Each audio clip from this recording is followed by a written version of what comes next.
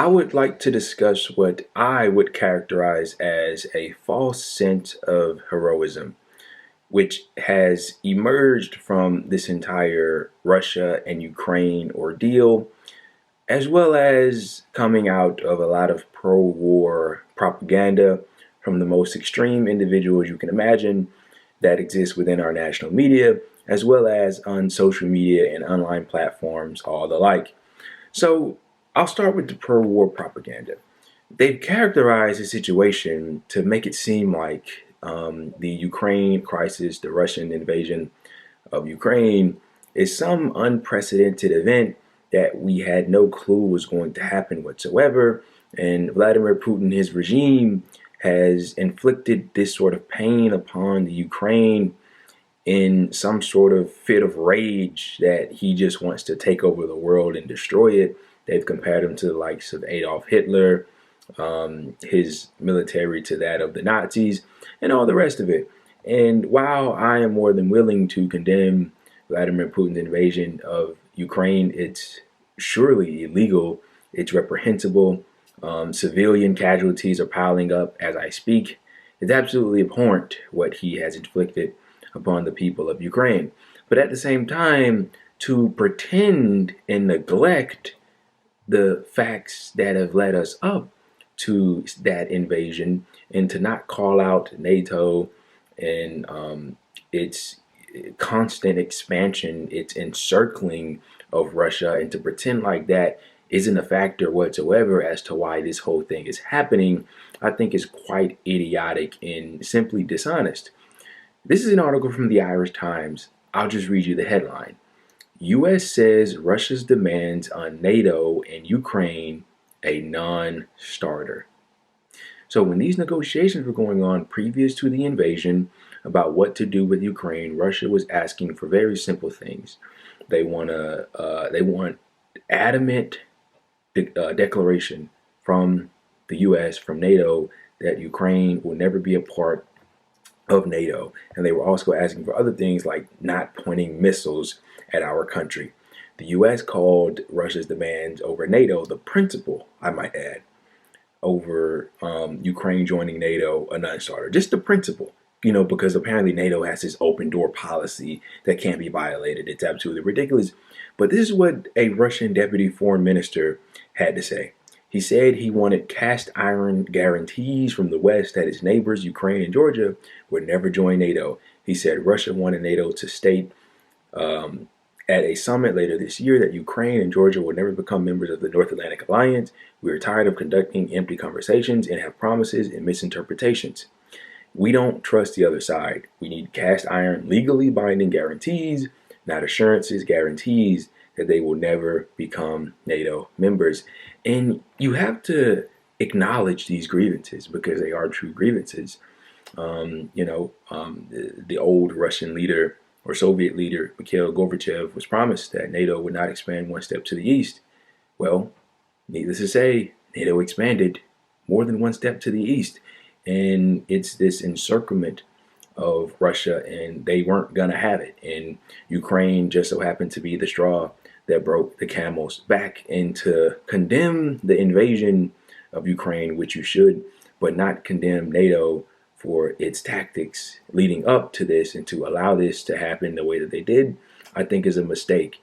And you should reevaluate that. But while all of that's going on, while people are calling for no-fly zones, calling for the U.S. military themselves to come in so they can satisfy their bloodlust and further fuel the military-industrial complex as they catapult us towards nuclear destruction, something else has emerged out of this entire ordeal. And it's what I alluded to in the beginning, a false sense of heroism. So Mr. Zelensky, the president of Ukraine, is apparently Captain America reborn. He is a superhero. People are hailing him as a great hero. He's the best thing since sliced bread. And I just find it odd, not the sentiment surrounding him in particular, but this entire situation. So if you haven't heard, there's something referred to as the Snake Island Massacre, where apparently it was a story when it first came out. It was 13 Ukrainian soldiers who were defiant in the face of a Russian battleship or something of that effect. And they said, told them to go fuck themselves. And apparently they were slaughtered. Well, reports recently came out that all of those soldiers actually survived and they had not indeed been killed. But when it was believed that they were killed, and some of it still might be believed that they're killed, they were hailed as these heroes, these great people that stood up for their country. And then it came out that, well, that's not the case at all. Those people are still alive. And that came from the Ukraine government. Are those same people that pushed that idiotic story that they stood up and they were mercilessly massacred? Are they going to come out and apologize for spewing misinformation? And that it doesn't stop there. There was a video floating around of a Palestinian girl telling off an Israeli soldier, and they said that that was a Ukrainian girl telling off a Russian soldier. Just rampant, obvious misinformation, lies that's being spread online, but it's to further the narrative of this false sense of heroism, because this is the big evil. Putin is the big evil. He's Hitler 2.0. They're the new Nazis, and we need to stop them, and we should all rally around Ukraine. We're not going to send forces of our own, although some people want to. We shouldn't, of course, but we're not going to send forces of our own. We're just going to keep allowing them to die as we send more and more weapons into Ukraine, furthering this nonsense. And that's the thing that bothers me the most about it.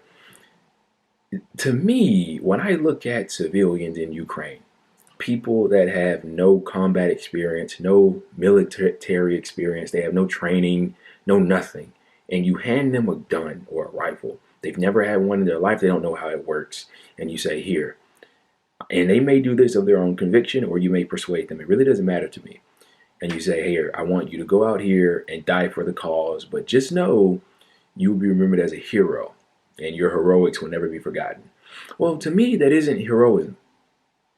That's a suicide mission.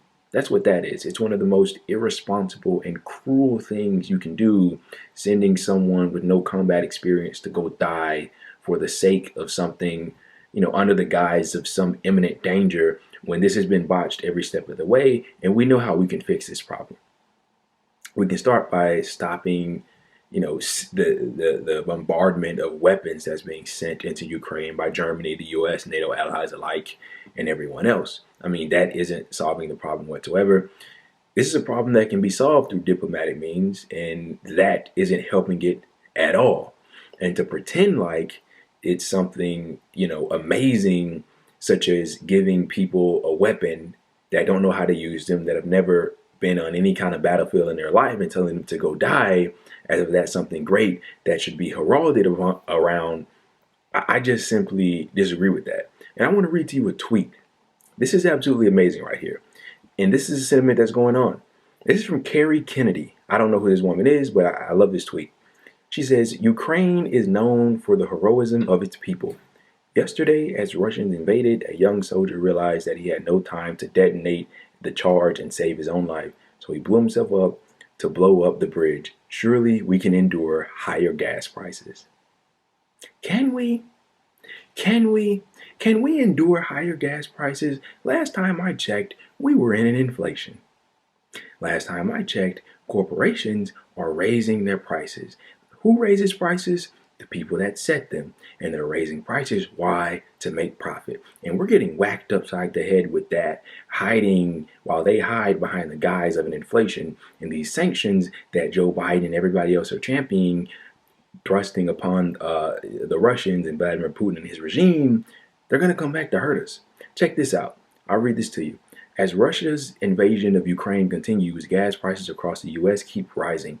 On Thursday morning, the national average was $3.54 a gallon, according to AAA, and by Saturday it had reached $3.60. In comparison, the average U.S. gas price was about $2.65 1 year ago. The national average could easily click past $4 a gallon by mid-March. Tom Kloza, an energy analyst for the Oil Price Information Service, told CNN on Thursday.